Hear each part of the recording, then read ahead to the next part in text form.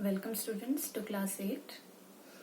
I hope you are safe and sound at home and utilizing your time wisely. Myself Shefali, and as you are aware of the present situations, we cannot have formal classroom sessions. So the school is providing you with these video lectures that will help you out in your studies, so that you are not lagging behind in your studies and your studies are just carried on forward in this informal manner. I will be taking your English grammar, that is English 1, and today we will begin with chapter number 1. First of all, about the book, I hope many of you would have arranged the books earlier. You must have taken it from your friends earlier, and if not, just see these lectures and try to understand the things. First of all, the book. This is your book, Grammar with a Smile. And first chapter, we straight away begin now. And the first chapter is Subject and Predicate. This is not something new. The topic is not new for you, as you have done it earlier in your previous class. So this is just a revision of your previous class, that whatever you have studied in your previous class. So subject and predicate. First of all, you can see here this warm-up exercise is given. You just have to match these. Okay, you have to match column A with its meaningful sentence from column B. First of all, the man. Now you just read all these first and try to match them. The man stood under the banyan tree. The clowns made everyone laugh with their antics. Something is not quite right. Cold winds blow down from the icy peaks. The sight made our blood curdle. What happens here stays a secret. So this you have matched. If you have your books with you, you can just see in your books, try to match them. Now we begin the actual content of the chapter. This is what is a sentence? Okay. Now, what is a sentence? A sentence, as you all know, you've read earlier, that it is a group of words. Okay. It is a group of words. Now, you can see here this sentence, as we have just read, blew down from the icy peaks. This is a group of sentence, but it is not making any sense. Blew down from icy peaks. What blew down? You don't know. Fine. So this is not giving you a complete meaning. Only when you join cold winds blow down from icy peaks, then only it becomes a complete sentence. Now it means that group of words, but they should give you a complete meaning.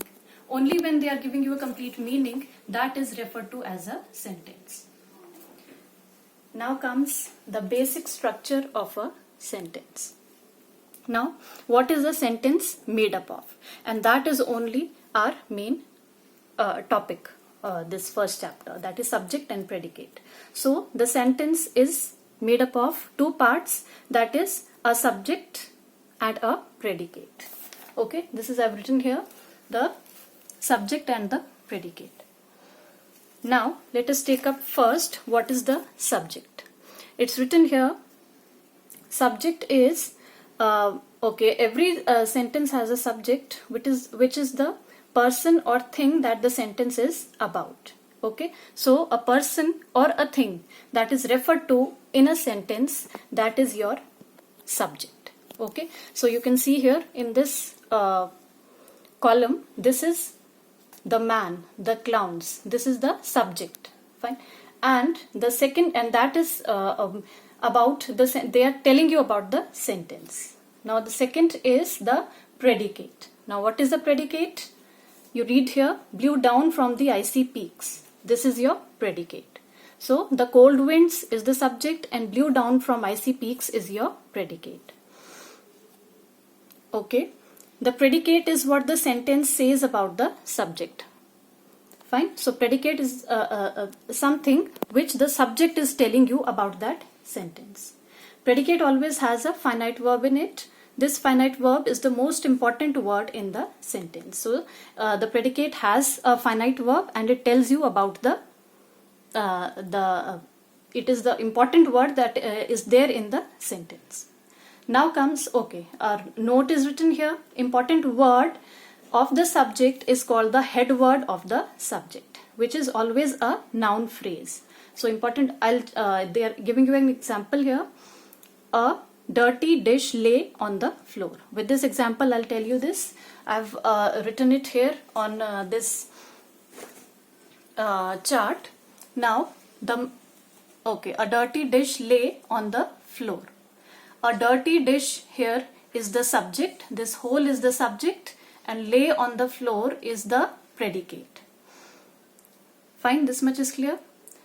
This entire is the subject, not just one word. This entire is the subject. Fine. Then this word, single word dish. This is the head word. This is the most important word in this sentence. Okay, because this is the word about which we are talking about. Then this whole is the predicate and this word lay is the verb. Fine. A dirty dish lay on the floor. So it has two parts.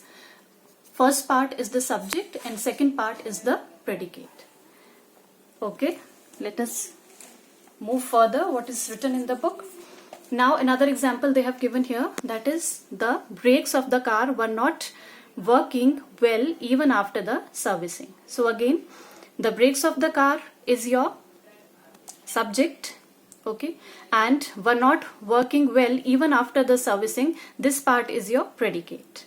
And the main word, the head word they have underlined, that is brakes. And okay, this is your verb, were not working. This is the verb. So this is how it forms these two parts, subject as well as predicate, both together form a sentence. Okay, that is giving you a complete meaning. Otherwise, this much, if you take only the predicate, the sentence will not be complete. Okay. Next, another example they have given here. I have written the same example here.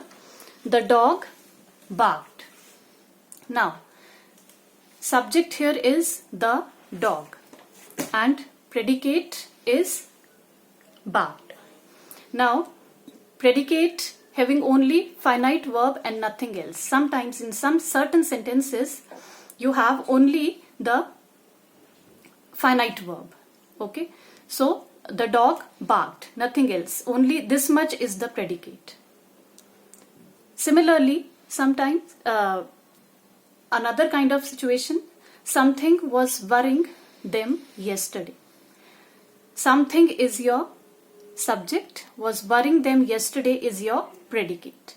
So only this much, only this single word is your subject. So in certain sentences you have only a single a word as a subject, and was worrying them yesterday is the predicate, where was worrying acts as the verb. And okay, this entire sentence is giving you the complete meaning. Let us move further. Now, the next topic they have given here is parts of the predicate. Now, predicate, this part here, and this part here. The predicate, it has certain what you call noun-like words or pronouns or certain noun phrases or gerunds. Okay, this is made up of certain words. So, what these different parts indicate? Let us see now. A direct object of the verb is mostly a thing and answers the question introduced by what. An indirect object of the verb is mostly a person and answers the question introduced by whom. A noun or noun-like expressions or words which follow a preposition is called an object of that preposition or a prepositional object. Now whatever is explained here, I will explain this with this example, and this is the example is given here. The boy showed the little girl an old photograph which he had found in his grey trunk. Now here the subject is boy, and basically we are talking about here is direct and indirect object. The sentence is having direct as well as indirect object. So it's not necessary that they may have both a direct as well as indirect. This will be just cleared further. So first of all, in this sentence, what is direct object? Direct object is an old photograph. The boy, you leave out this portion first. You leave out this portion. The boy showed an old photograph. What he showed? An old photograph. So this is the direct object which he had found in his grey trunk. So now you take up the whole sentence, adding this part that we had omitted earlier. The boy showed the little girl an old photograph. Now if you think you are getting confused, you can just say this sentence the other way around. The boy showed an old photograph to the little girl. So now old photograph is your direct object and the little girl is indirect object. Whom he showed the photograph? To the girl. So this is an indirect object which he had found in his grey trunk. This is your prepositional phrase. You all are aware, you know very well what are prepositions. So this is a prepositional phrase. Phrase, you know, a group of words. Fine. So here it is acting in his grey trunk, is acting as prepositional phrase. So with this example, they have clarified these, that what is a direct object, what is an indirect object in a sentence. Okay, let us proceed. Now, okay, again they are mentioning the same thing here that I just explained. Now, as we have seen, a sentence need not have any object at all in it. For example, the dog barked. Same example here that we discussed just now. The dog barked. This is the subject, this is the predicate. So here we don't have any object in it. Okay, there is no object here, direct object. The dog barked. Next one they are saying, if it is a direct object, the finite verb acts transitively. In other cases, the verb acts intransitively. So, if there is direct object, the finite verb is transitive. And if it is indirect object, it is intransitive. If a sentence has direct object, then it may not have an indirect object. Now, if suppose there is, okay, we just saw that there is direct object, it is not necessary that there may be an indirect object also. There may be only the direct object. For example, he bought a pen. Okay, he is the subject here and a pen is direct object. So, no indirect object here, just the direct object. But if it has an indirect object, it has to have a direct object. But if indirect object is there, then it is necessary that direct object has to be there. It will be there. For example, he bought me a pen. A pen, again direct object, and me here is the indirect object. For whom he bought the pen? For me. So me here is the indirect object. An indirect object can be converted into a prepositional object. For example, he bought a pen for me. So this same sentence they are writing the other way around, and they have changed it into a prepositional object. So it can be written this way or this way. These sentences have an indirect object. The indirect object is the recipient of the direct object. So whatever the person is doing, the subject is doing, okay, or in other way, the direct object, okay, the direct object is related to that indirect object. So indirect object becomes the recipient of the direct object. Whatever action is performed, that is performed on the indirect object. Okay, next now comes the exercise A. Write DO above the direct object and IO above the indirect object, okay, in these sentences, and write no if there is no object at all. Now, first one, Mrs. Lal bought a smart coat for her youngest daughter. Now Mrs. Lal, as you know, it is the subject here. And first of all, let us see what is the subject here and what is the predicate. Mrs. Lal is the subject and bought a smart coat for her youngest daughter is your predicate. Now you have to mark here which is or what is the direct object and what is the indirect object here. So Mrs. Lal bought a smart coat. What she bought? This smart coat. So this is your direct object here. And for her youngest daughter. For whom? For the daughter. So the daughter acts as indirect object here. Sandeep gave me the book yesterday. Who gave? Sandeep. So that is the subject. And gave to whom? To me. And what he gave? The book. So book is your direct object and me will be indirect object. Third sentence. Johnson drove the car. Now, who drove the car? Johnson. This is the subject. You have to mark here direct and indirect object. He drove the car. What he drove? The car. So it is direct object, but there is no indirect object here. Clear? Fourth one. The rabbit jumped high in the air. Please just read this again. The rabbit jumped high in the air. Rabbit is your subject. But there is no direct as well as indirect object here.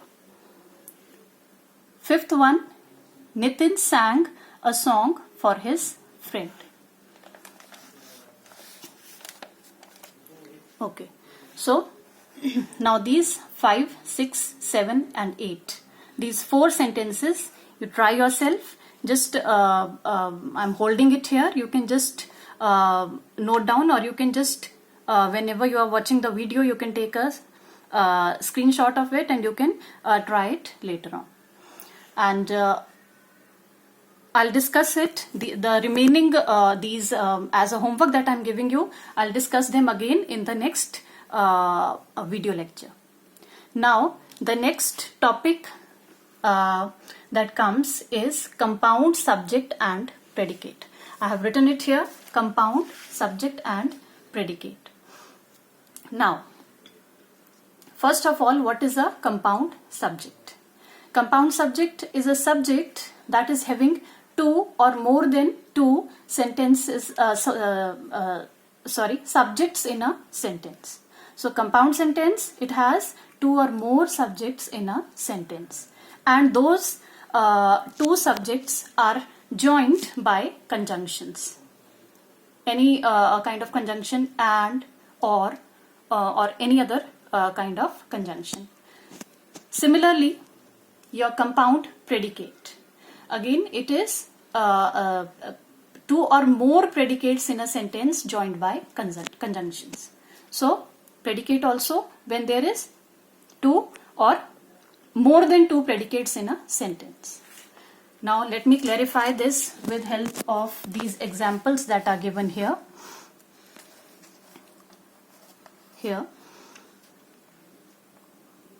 Okay, first one is Gaurav and Sabina go to the same school. Now, what is the subject here? Two names are mentioned, Gaurav as well as Sabina. So, there is no single subject here. There are two subjects, that is Gaurav and the next subject is Sabina. Both are joined together with this conjunction and. So, this entire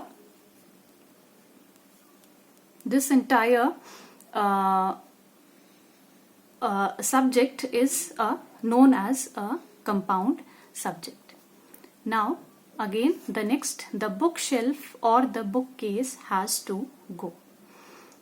First subject is the bookshelf, second is the bookcase. Both are joined together with or. Both the dog and the cat are sleeping out in the backyard. The dog, the cat. Two subjects joined by conjunction and. Fine. So this kind of a subject is known as a compound subject. And rest two more examples are given here in the same manner. Next comes the predicate. Now the examples are given here. Gaurav not only plays tennis in the evening but also swims. Now just a single subject, that is Gaurav. Okay, so he not only plays cricket in the evening but also swims. So it is having two predicates. One is he is playing tennis also as well as he is doing swimming also. So plays tennis in the evening but also swims. Both these predicates are joined together with these conjunctions not only but also. The cat climbs the tree and sleeps on the branch. The cat, a single subject, and then two predicates, climbs on the tree as well as sleeps on the branch. So both join together with this conjunction and. Now these are the conjunctions given here, what all conjunctions you can use to join these subjects as well as the predicates. A note is given here, just have a look on it. Sometimes sentences can have both compound subjects and compound predicates. So sometimes in certain kind of sentences you may have a compound subject as well as a compound predicate in a single sentence. They have given here an example. Both Nina and Saurav attend not only art classes but also practice playing the piano every Friday. So Nina and Saurav, two subjects and